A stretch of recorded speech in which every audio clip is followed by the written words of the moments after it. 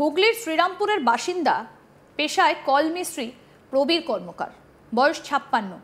গত প্রায় 1 বছরেরও বেশি সময় ধরে শারীরিক নানা সমস্যায় ভুগছিলেন। চলতি বছর এপ্রিল মাসে তিনি ভয়ানক অসুস্থ হয়ে পড়েন। ঘন ঘন জ্ঞান হারান, হাঁটা চলার ক্ষমতাও ছিল না। বিভিন্ন জায়গায় ডাক্তার দেখিয়ে অবশেষে শিশুমঙ্গল হাসপাতাল হয়ে কলকাতা মেডিকেল কলেজে ভর্তি হন। 2 মাস সেই হাসপাতালেই তার চিকিৎসা চলে। চিকিৎসকেরা নানা পরীক্ষা নিরীক্ষার পর বুঝতে পারেন প্রৌঢ়ের মগজে এককোষী অ্যামিবা বাসা বেঁধেছে। চিকিৎসার পর বর্তমানে শ্রীরামপুরের বাড়িতেই রয়েছেন প্রৌঢ়। শারীরিক দুর্বলতা থাকলেও আগের থেকে অনেকটাই সুস্থ হয়ে উঠেছেন। প্রৌঢ়ের কথায় কথা জড়িয়ে যেত, কোনো জ্ঞান থাকতো না। শ্রীরামপুরের শ্যাওলাফুরি এলাকায় গৃহস্থ বাড়িতে কল সারানো, জলের ট্যাঙ্ক পরিষ্কারের কাজ করতেন। কি বলছেন প্রবীর কর্মকার, শুনবো।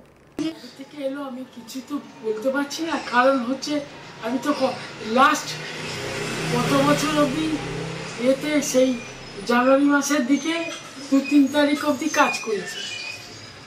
জানুয়ারি মাসে কোথায় করেছেন মনে আছে?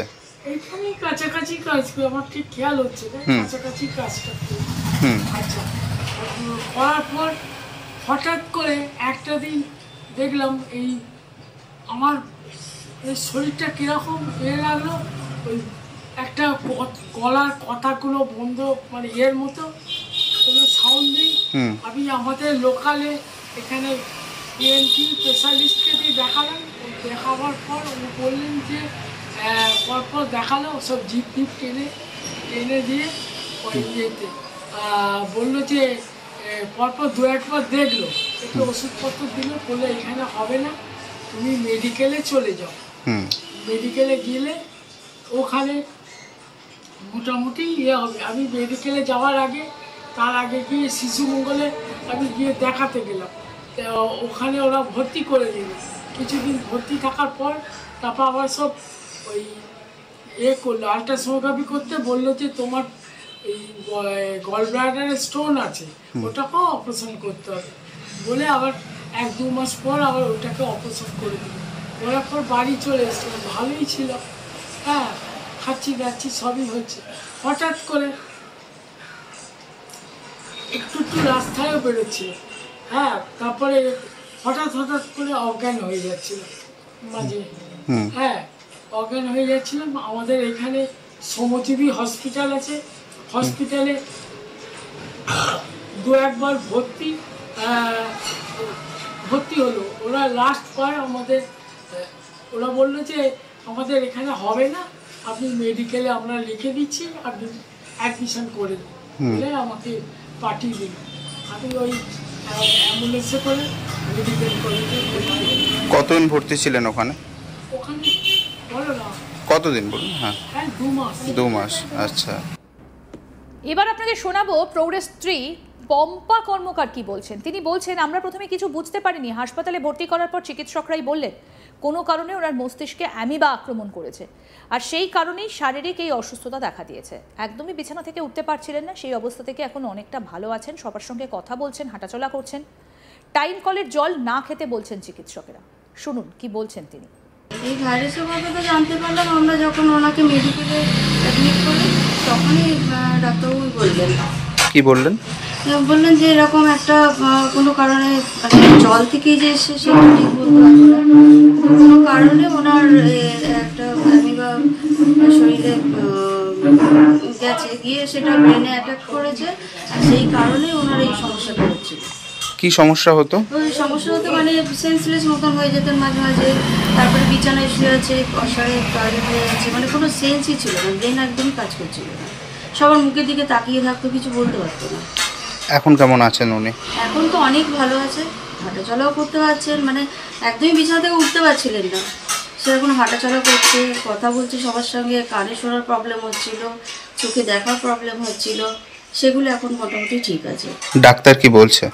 ডাক্তারও তো চেষ্টা করছেন, বলছেন যে আমরা তো আমাদের দিক দিয়ে চেষ্টা করছি, তবে যে মেডিসিনটা চলছিল এই রোগটার জন্য সেটা 3 মাস পর ওনারা এখন করে দিয়েছেন, দিয়ে বললেন অবজারভেশন করে 1 মাস পর আবার যদি প্রয়োজন হয় চালু করবেন। এই যে অ্যামিবার বারবারন্ত, সেখানে আপনাদের কোথাও ভয় লাগছে বিষয়টা নিয়ে? হ্যাঁ, সেটা তো অবশ্যই। এই যে জল থেকে বলছে এই জিনিসটা হচ্ছে, তো আমাদের তো একটা সবারই একটা আপনারা তো পরিবারের সদস্য, সেখানে সংক্রমিত হওয়ার কোনো কারণ রয়েছে, ডাক্তার কিছু বলেছে? না, সেটা কিছু বলেনি।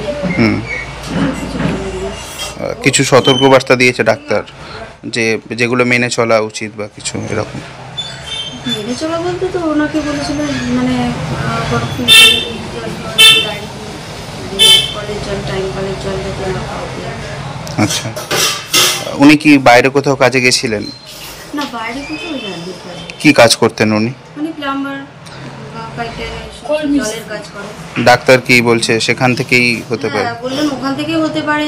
অনেক সময় হয় কি আগে যেমন লোহার পাইপ যেটা আমাকে ডাক্তারবাবু বলেছেন লোহার পাইপ ছিল, সেখান থেকে বললো জং ধরে ধরে কিছু মাছির মতন একটা জিনিস হয়, সেটা কোনো রকমে কামড়েতেও হয়তো এই ইনফেকশনটা হতে পারে। কেরলে এই ব্রেন ইটারে অনেকে মারা গিয়েছেন, বাংলাতেও আক্রান্ত হচ্ছেন অনেকে, তবে ঠিক সময়ে চিকিৎসা হলে সুস্থ হয়ে উঠছেন প্রবীর কর্মকারের মতো অনেকেই। প্রতিনিধি রাহি হালদার কি প্রতিবেদন তুলে ধরেছেন দেখবো এবার।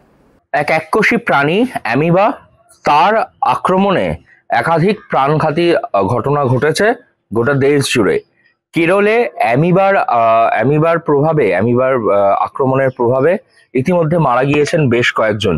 এবার সেই প্রাণঘাতী ব্যাকটেরিয়া তার প্রভাবে আক্রান্ত হতে দেখা গেল হুগলির 56 বছর বয়সী এক প্রৌঢ়কে। প্রৌঢ়ের বাড়ি শ্রীরামপুরে, তার নাম প্রবীর কর্মকার। 56 বছর বয়সে তিনি আক্রান্ত হয়েছেন এই এককোষী জীব অ্যামিবার আক্রমণে। তার মগজকে কুড়ে কুড়ে খাচ্ছিল। এই প্রাণঘাতী অ্যামিবার আক্রমণ তা কিন্তু প্রথমেই বুঝতে পারেননি পরিবারের লোক থেকে চিকিৎসকরা। 1 বছর ধরে নানা রকম চিকিৎসা চলে তার। প্রথম দিকে তিনি যখন আক্রান্ত হচ্ছিলেন, প্রথম দিকে তিনি থেকে জ্ঞান হারানো, সংজ্ঞা হারানোর মতন ঘটনা ঘটছিল। পরবর্তীতে তিনি একাধিকবার আরো অসুস্থ হয়ে পড়েন, বিছানায় শয্যাশায়ী থাকেন 2 মাস। এবং তারপরে তাকে যখন পরবর্তীতে কলকাতা মেডিকেল কলেজে ভর্তি করানো হয়, কলকাতা মেডিকেল কলেজের চিকিৎসকরা জানান তিনি অ্যামিবা আক্রান্ত হয়েছেন। কারণ এবং এই ভয়ানক যে এককোষী জীব, সেই জীবের আক্রমণ থেকে বাঁচার জন্য তারপর থেকে শুরু হয় তার চিকিৎসা। 1 বছরের ট্রিটমেন্টের পর এখন প্রৌঢ় অনেকটাই সুস্থ। এই যে এককোষী যে জীব, সেই জীবের আক্রমণে কিন্তু ইতিমধ্যেই গোটা দেশ জুড়ে কেরল থেকে শুরু করে বিভিন্ন জায়গায় একাধিক মানুষের মৃত্যুর খবর পর্যন্ত উঠে আসছে। এবার সেই ভয়াবহ জীবের আক্রমণে এবার আক্রান্ত হয়েছেন কিন্তু শ্রীরামপুরের এক প্রৌঢ়। তবে এখন বর্তমান সময়ে তিনি অনেকটাই সুস্থ। আগে যেরকম অবস্থা ছিল, তিনি একেবারে বিছানা ছেড়ে উঠতে পারতেন না, থেকে জ্ঞান হারিয়ে ফেলতেন, তার কোনো সেন্স কাজ করতো না। তার পরিবর্তে এখন কিছুটা স্বাভাবিক হয়েছেন তিনি, কিছু বুঝতে পারছেন। আস্তে আস্তে তার সেন্স আবারও কাজ করতে শুরু করছে। তবে এই অ্যামিবার যে আক্রমণ, সেই আক্রমণের যে ভয়াবহতা তা কিন্তু তাদের পরিবারের লোকজন দেখেছে। আরও আপডেট পেতে দেখতে থাকুন আজ তাক বাংলা। সাবস্ক্রাইব করুন, নোটিফিকেশন পেতে বেল বাটন অপশন প্রেস করুন।